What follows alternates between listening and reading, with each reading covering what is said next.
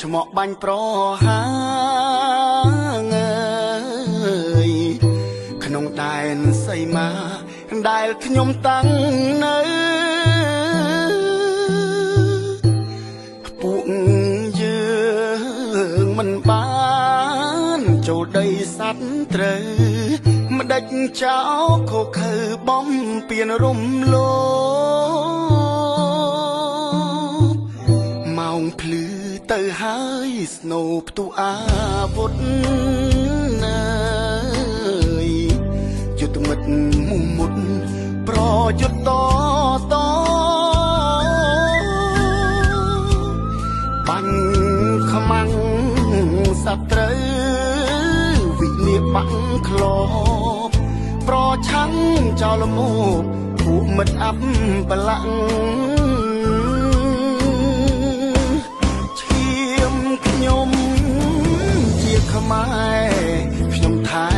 ដីខ្ញុំហេតុអ្វីបនលំជារបងអ្នក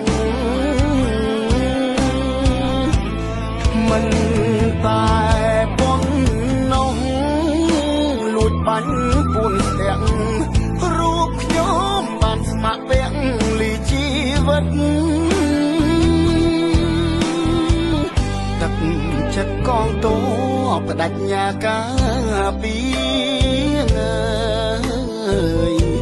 ព្រំកែនសីមាគង់គង់ស្ថេរស្ថិត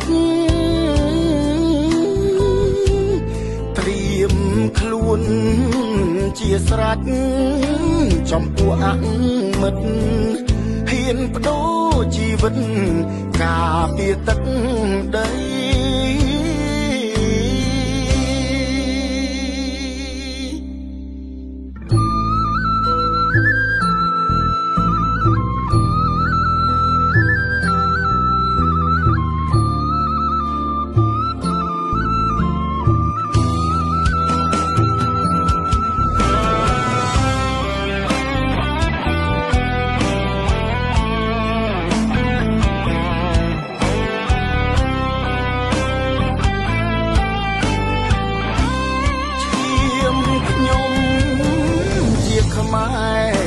ខ្ញុំថែដីខ្ញុំហេតុអ្វីបនលំជារបងអ្នកមិនតែប៉ុណ្ណោះលួចបាញ់ពួនស្ទាក់រូបខ្ញុំបានស្ម័គ្រពាក់លីជីវិតទឹកចិត្តកងទ័ពបដិញ្ញាការពីព្រំកែនសីមាគង់គង់ស្ថេរស្ថិត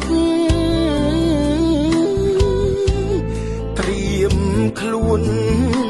ជាស្រេចចំពោះអមិត្តហ៊ានបដូរជីវិតការពារទឹកដី